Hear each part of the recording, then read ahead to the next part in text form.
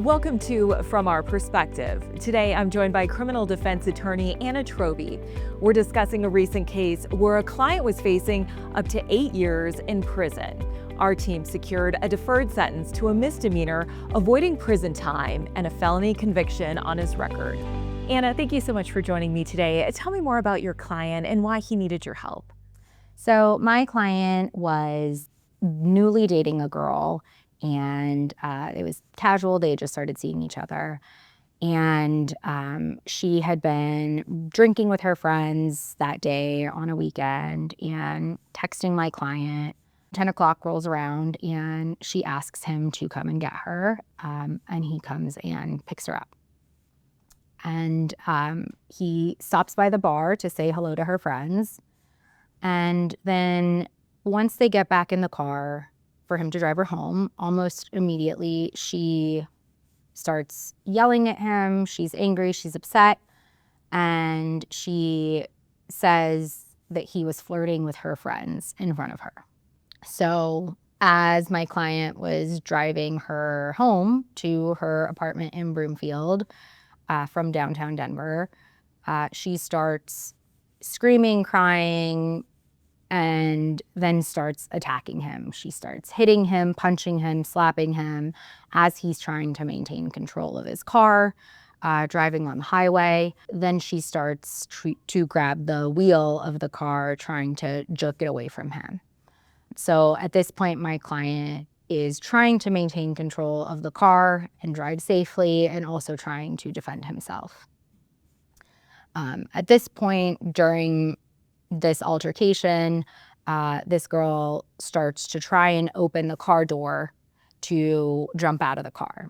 Somehow he manages to get them to her apartment, at which point she jumps out of his car and runs off. He assumes to her apartment. At that point, he calls the police and reports the fact that she had been attacking him this entire time. What he didn't know was that instead of going to her apartment, this girl called her friends to pick her up instead. They called the police and reported that my client had actually been the one to assault this girl.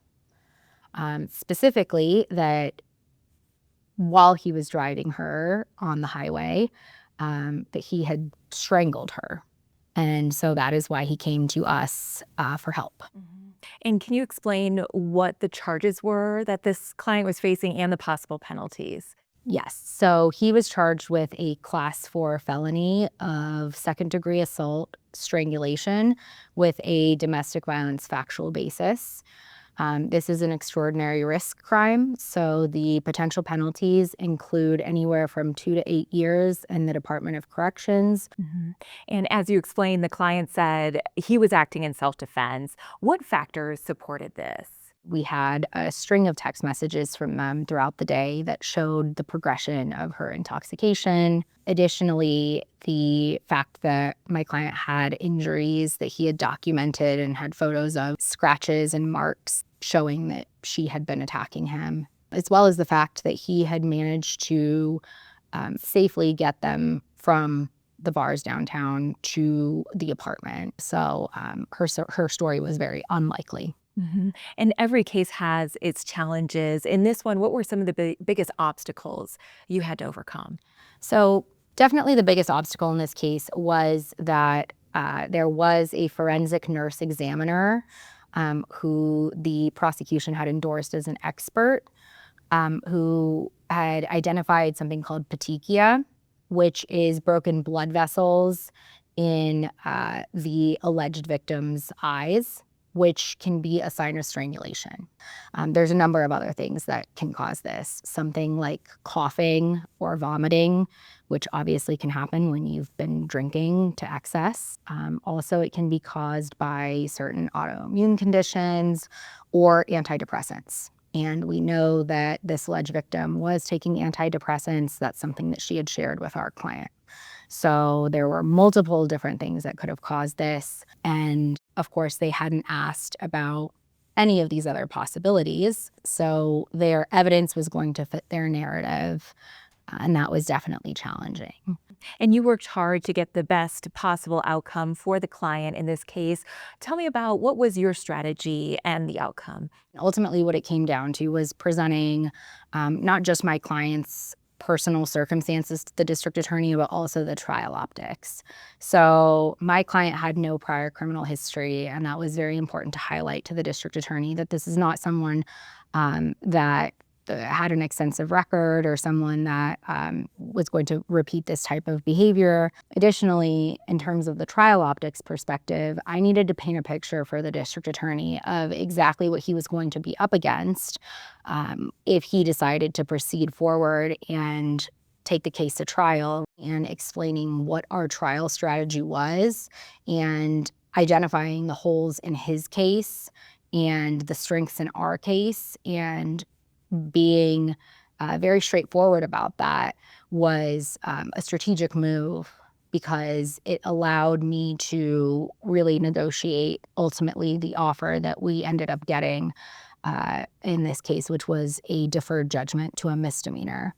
And how does that deferred sentence impact the client's future? The felony count was dismissed altogether, and my client ended up accepting a plea agreement to one count of misdemeanor assault. He will be required to do a 12-month period of probation. During that time, he'll have to do a domestic violence evaluation and treatment, meaning classes.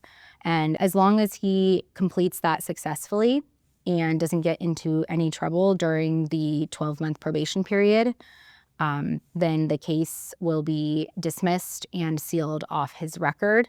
So anytime anybody looks up his background, they won't be able to see anything at all.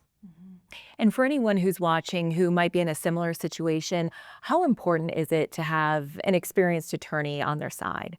I think it's critical. You need to have somebody that knows what to look for as far as the medical evidence, and also someone who's experienced at trial and knows what to look for as far as trial optics go.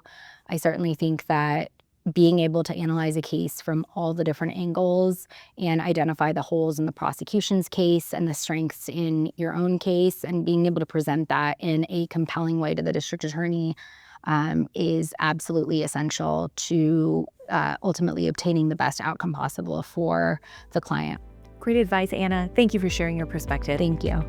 If you or anyone you know is facing criminal charges, the right legal team can make all the difference. Reach out to us for a case assessment on our website or give us a call.